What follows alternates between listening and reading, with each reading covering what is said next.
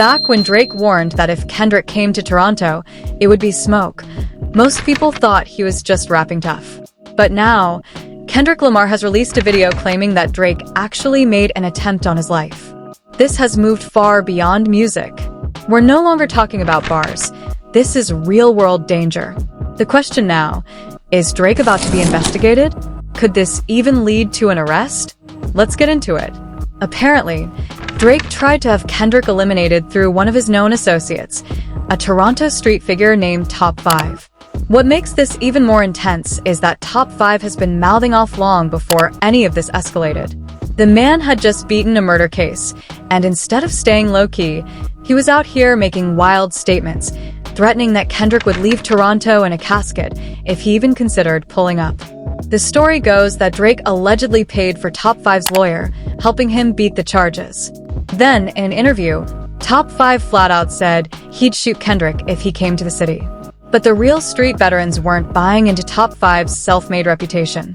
Whack 100, a guy who's been around genuine killers and real street dudes, wasn't impressed, and he made it known. We watched the same dude get mushed in the face and kicked in the ass. Oh, I was only 19. Whack wasn't playing no games with his assessment either. I don't know where y'all come from, bro. We off the porch at 12, right? We ain't going for that. What you mean you was only 19 when you got mushed in the face and kicked in? How old you supposed to be when you got the home? In that clip, it was a clear case of real recognizing real, and Top 5 got exposed as a straight-up fraud. He got his entire image dismantled on camera, but he kept trying to act like he was untouchable. Still, even though the streets knew Top 5 wasn't really built like that, the threat itself was serious and couldn't be taken lightly. It came right in the heat of the Drake versus Kendrick feud, which by then had already started turning violent and dangerous. This wasn't about lyrical sparring anymore. This was street-level warfare with real-world risks. This whole saga didn't just appear out of nowhere. It actually traces back to when both Kendrick and Drake were up-and-comers in the rap game. Their rivalry began in 2013 when Kendrick dropped his legendary verse on Big Sean's Control, calling out Drake and a list of other rappers. At that time, it was seen as competitive energy, the kind of fire that pushes hip-hop forward. For over 10 years, both artists kept things mostly subliminal, throwing light jabs but never crossing the line too far. Drake would drop clever lines in songs like The Language, and Kendrick would return fire in tracks like King Kunta. It was an unspoken chess game, with fans decoding the hidden messages. But all of that restraint vanished in 2024, when the battle took on nuclear heat. It all kicked off when J. Cole joined Drake on the track First Person Shooter, referring to himself, Drake, and Kendrick as hip-hop's Big Three. But Kendrick wasn't about to share any throne. On March 22, 2024, Kendrick appeared on Future and Metro Boomin's record and directly rejected the idea. He basically said, "Big Three? It's just Big Me." And that single line blew the doors wide open. What followed became the most ruthless rap war in recent history. Drake responded with push-ups on April 19th, mocking Kendrick's height and physical traits. But Kendrick wasn't going to sit back. Between April 30th and May 4th, he dropped a barrage of diss tracks: Euphoria, 616 in LA, Meet the Grahams, and Not Like Us. It wasn't just a comeback, it was a nuclear strike. These tracks didn't just throw insults, they made hardcore allegations, some of which went far beyond the boundaries of traditional rap beef. Kendrick was leveling some serious accusations, claiming Drake was hiding children and allegedly involved in disturbing behavior with underage girls. On the flip side, Drake fired back by accusing Kendrick of physically abusing his partner and questioning the paternity of his children. This wasn't your average rap beef anymore.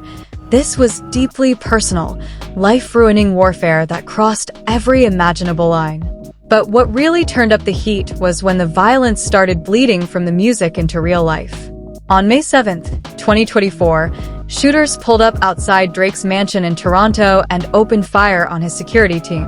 One guard was hit multiple times, including a shot to the chest, and had to be rushed into emergency surgery.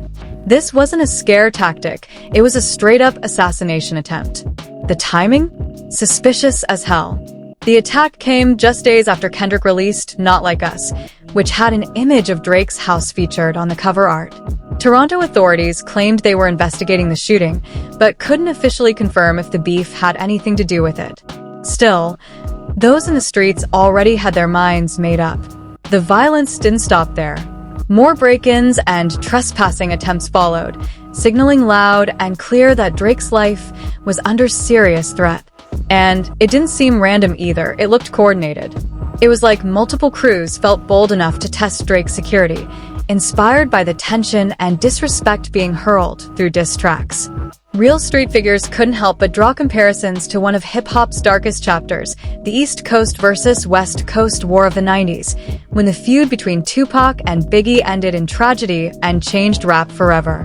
With the media, fans, and bloggers all drawing connections between the violence and the ongoing beef, the pressure was mounting, even as police tried to tone down the speculation. Meanwhile, Charlemagne the God, always vocal when the culture's safety is on the line, urged people not to jump to conclusions without evidence.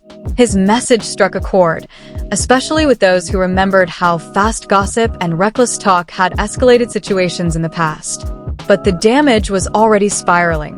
When you've got bodyguards taking bullets and diss records dropping within days of each other, the writing's on the wall.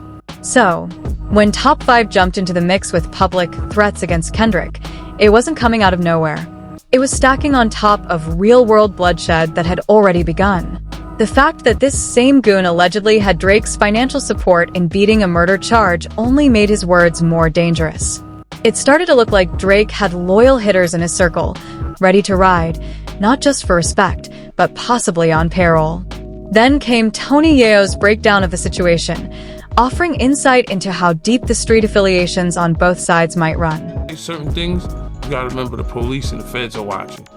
So, yeah, Top 5 is a street presser, bun. Drake, he got real. Yayo made it clear. Both Drake and Kendrick had real ties to street-connected individuals, but he also warned that public threats were putting a target on everybody's back and attracting serious attention from law enforcement. There's some that these two can get on the phone and maybe work out, maybe not. But they multi-millionaires. So for Top 5 and all getting into it and different people, I just think you just gotta be careful because police is watching. The hip-hop veteran emphasized how ridiculous this whole thing had become, pointing out that two of the wealthiest artists in the game were at the center of a beef that had real killers ready to risk their lives. As Top 5's threats spread across neighborhoods and hip-hop circles alike, it became clear that this was no longer just about lyrics. The feud had reached an unprecedented level, the point of no return. There were public death threats, real shootings, and actual street figures picking sides in what had initially been nothing more than a lyrical showdown. The mix of authentic violence and exaggerated gangster energy created a perfect storm, one that could swallow up anyone reckless enough to get involved. The question that had everyone in the culture on edge was simple: would Kendrick actually be bold enough to walk into Toronto and call those threats? And if he did, what kind of retaliation would that trigger in a city where blood had already been spilled over this rivalry? Because let's not pretend, Drake's name has already been loosely linked to cases involving violence, murder, and dangerous affiliations. Just when it seemed like this feud couldn't get darker, new shadows began to surface, connecting Drake's name to past killings that had the entire hip-hop world asking how deep this web of violence really went among the elites of the industry. Then, out of nowhere, came a bombshell from the last place anyone expected. Dedrick Williams, one of the men convicted for killing XXXTentacion in 2018, began filing appeals that aimed to drag Drake directly into that murder case. Already facing a life sentence, Williams and his lawyer, Mauricio Padilla, started pointing fingers, citing old tensions and creepy online messages. What they brought forward had people seriously spooked. XXXTentacion, the controversial and unpredictable rapper from Florida, had posted an ominous message on Instagram before he was killed. It read, "If anyone tries to kill me, it was at Champagne-Papi. I'm snitching right now." Even though X later claimed his account had been hacked, the post seemed disturbingly prophetic after the fact. And with time, it became impossible to ignore how chilling it looked in hindsight. Then came Whack 100, always deep in the street conversation and tapped into both the politics and the players, breaking things down with the kind of insight only an industry veteran could provide. He's coming down on the pill, the driver or the shooter, one of the two. He's screaming Drake's name. When Whack mentioned coming down on the pill, he was referencing that intense pressure and desperation, the kind that makes people start flipping, naming names, and turning over evidence once they realize they're staring down life behind bars. Saying a lot of things, right? Me personally, I don't think that's Drake's style. I don't think Drake's into that. I don't think he had a reason to do that. In that same breath, Whack seemed to be defending Drake's character, but he quickly pivoted into real talk about how easily these rap beefs can spiral out of control and end up turning into full-blown federal cases. But, right, when you start playing with certain people, right? When you start playing with certain people, we're witnessing this as we speak. When you start puffing on the wrong cigar, smoke will come. We watch old Puff Daddy play with the wrong people, right? And we watch something get exaggerated to a point to where fun or what people chose to do is now a federal case. Then came the coldest comparison of all, a reference to Diddy. Whack was blunt, saying that Drake might be heading down a similarly dangerous road, where music moguls find themselves tangled in street politics so messy that they lead straight to RICO indictments and serious prison time. The parallels were haunting. Both men began as titans in the music industry, only to be surrounded by people and situations that could destroy everything they had built. You know, we watched Geronimo Pratt. He did 33 years for a crime he didn't do, right? Could they have investigated that correctly? Did they turn the blind eye to a few things? Absolutely, right? I mean, it's evident, it's blood, right? You know, oh, we didn't know, now we know. Okay, we'll let him go, right? So I'm just saying that I don't think certain things are... Whack 100 brought up Geronimo Pratt, the former Black Panther who spent decades in prison after being framed by the system, as a chilling reminder of how powerful institutions can manipulate justice when it suits them. His point was clear: when you cross certain boundaries or threaten powerful interests, they'll find a way to build a case around you, guilty or not. Even though the court eventually ruled that Drake didn't need to testify in the XXXTentacion case, and his lawyer made it clear there was no evidence tying him to the murder, just having his name mentioned in connection with such a high-profile killing was casting a dark cloud over everything surrounding the Kendrick situation. And this wasn't some distant past. The violence was happening in real time as the beef escalated to dangerous levels. The shooting at Drake's mansion on May 7, 2024, left his security guard clinging to life, shot multiple times, including one bullet straight to the chest that could have easily ended everything. The timing of the attack was impossible to overlook. It happened just days after Kendrick dropped Not Like Us, with Drake's mansion front and center on the cover. Toronto police refused to confirm any link between the shooting and the rap feud, but real ones in the streets? They saw what was happening. And it didn't stop there. More incidents followed: break-ins, trespassers, and repeated breaches of security at Drake's property. This wasn't petty crime or coincidence. It was starting to look like organized heat from multiple crews, emboldened by the disrespect flying through the music. They saw the beef as a green light to challenge Drake's defenses directly. The violence didn't stay contained to Toronto, either.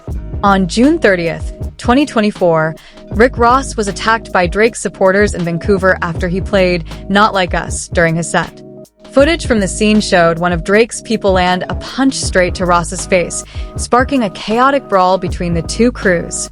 Ross later downplayed the situation, claiming he held his own and brushed it off as nothing major. Hey man, I'm thinking about the event that happened over there. Let me tell you something. When the first dude stepped up to Rose, the little short fat one that looked like Bam Bam Bigelow from wrestling, when he stepped up, and then I squat down his eyes and told him what I said. Basically, boy, if I hit you, I'ma see everything you ate for the last 2 days.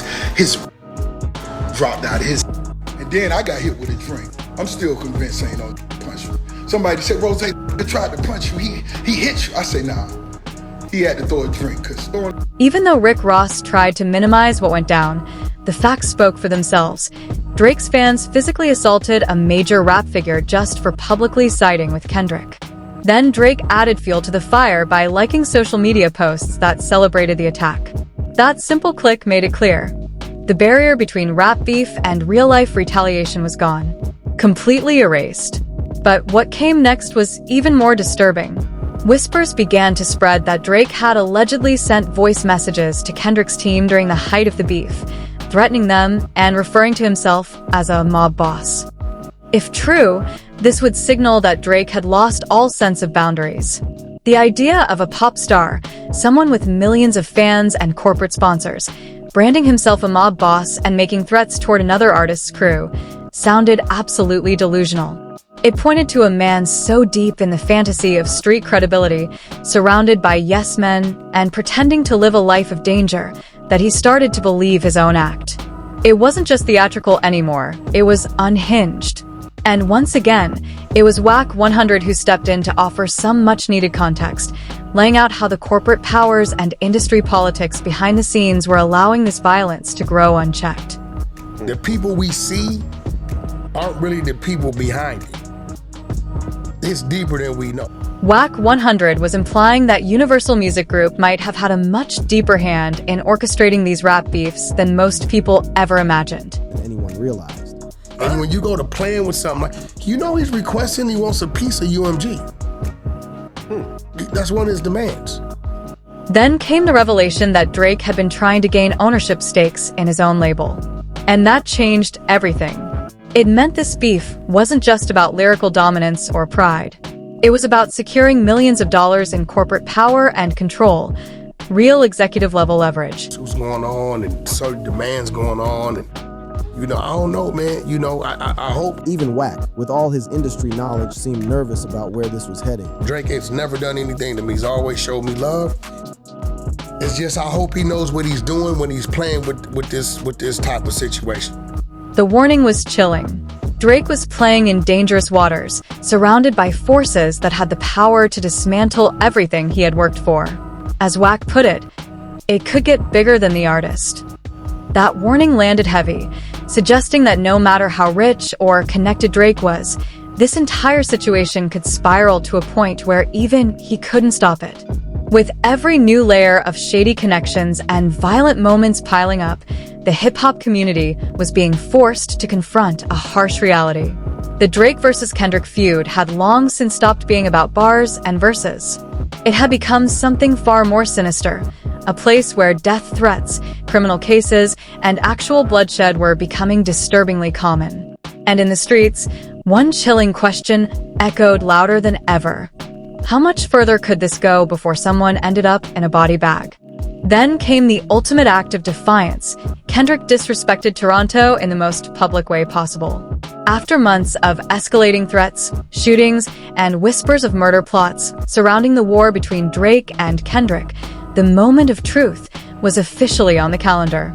Kendrick Lamar announced his grand national tour with Schoolboy Q, and on that list, a stop at Toronto's Rogers Centre, scheduled for June 12, 2025. The entire rap industry was stunned. No one could believe what they were seeing. This wasn't just fearless, it was borderline suicidal. To announce a concert in Drake's own city, while the wounds from the beef were still fresh, was seen by many as a kamikaze move, the kind of thing that could get someone killed for real. And once again, it was Wack 100 who broke it down best. Drawing from his years of surviving industry beefs and street wars, he explained just how massive and dangerous this moment really was. The stakes were no longer hypothetical. The consequences could be deadly, and now the clock was ticking. It only comes from surviving decades in the game. Well, that's Drake's hometown. How do you think this is gonna go down? Well, it's obvious. At least we can say, well, at least Drake ain't in control of Toronto because he ain't stopping that show. Okay, we can paint that picture because the implications were devastating to Drake's entire aura.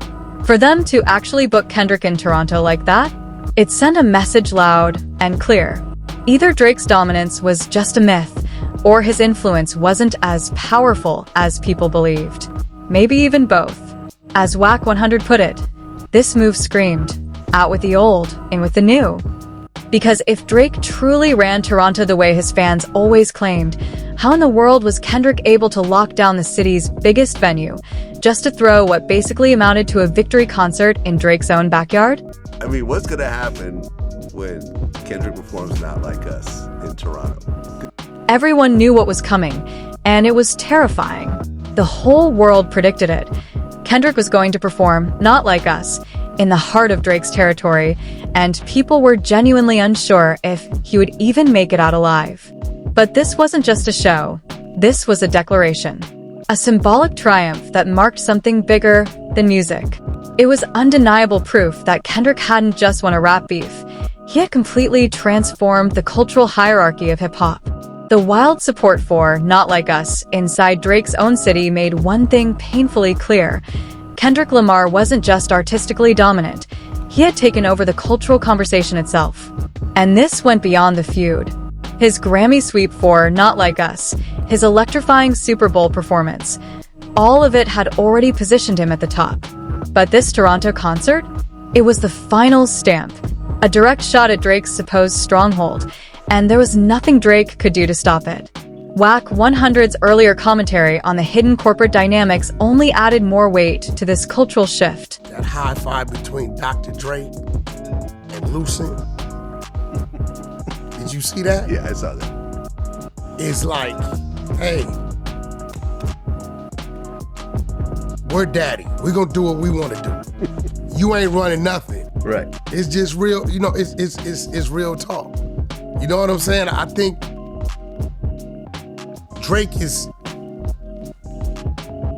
pushing the Kendrick train another 5. Drake's legal war with Universal Music Group had completely backfired, harder than a misfired weapon. The label essentially told Drake to fall back and instead put their full corporate muscle behind Kendrick. That made the Toronto concert more than just a personal insult. It became the ultimate symbol of betrayal. UMG could have easily blocked the event. They could have thrown pressure on the venue, shut it down, or redirected the narrative. But instead, they handed Kendrick the microphone and let him deliver the most brutal blow of all, the Not Like Us anthem, right in the city that Drake once controlled. Ain't gonna stop. The bleed ain't gonna stop. It'll be damn near, it'll be over a year and something. Whack 100's prediction about the long-term fallout was playing out right before our eyes. This wasn't just a moment in time. It marked a permanent shift in who really held the reins of hip-hop culture. The difference between Kendrick's position and Drake's was honestly embarrassing. While Kendrick was being embraced on enemy turf, stories kept surfacing about Drake's alleged behind-the-scenes threats and erratic behavior. Those reported voice messages, where Drake referred to himself as a mob boss, painted the image of someone who had completely detached from reality. The Toronto concert was the ultimate violation of everything Drake had ever claimed about his influence and street power. All those threats from Top 5, all the violence surrounding the beef, every intimidation tactic, none of it could stop Kendrick from delivering the most brutal and disrespectful message imaginable. Kendrick had managed to flip Drake's own city against him, a feat that seemed impossible just months earlier. That little dude, weighing maybe 140 pounds, had done more damage with his bars than entire crews could with bullets. Ain't nobody worried about that guy, Whack 100 had once said about Top 5, brushing off the danger. Turns out he was right. For all the tough talk, when it really mattered, none of those threats held any weight. He is who he is. His team's gonna make sure he's straight, he's focused, and he comes from a city where he was raised in that, had to walk through that, Whack said, giving props to Kendrick's roots in Compton. That upbringing had built him for this exact moment, stepping into a hostile environment, possibly surrounded by real danger, and still coming out untouched and triumphant. Bro, nobody has an issue with Drake. This was a rap battle. A friendly one. Nobody dislikes Drake. He didn't lose fans or anything from us. Drake is still Drake. But Whack's attempt to soften the narrative felt hollow. Because what just happened in Toronto wasn't business as usual. It wasn't just a concert. It was a definitive statement, about who really holds weight in today's hip-hop world. The explosive love for Not Like Us inside Drake's own hometown proved that Kendrick didn't just win a feud. He redefined the entire conversation around authenticity, dominance, and respect. The Not Like Us disrespect was surgical, clean, clear, and deeply effective.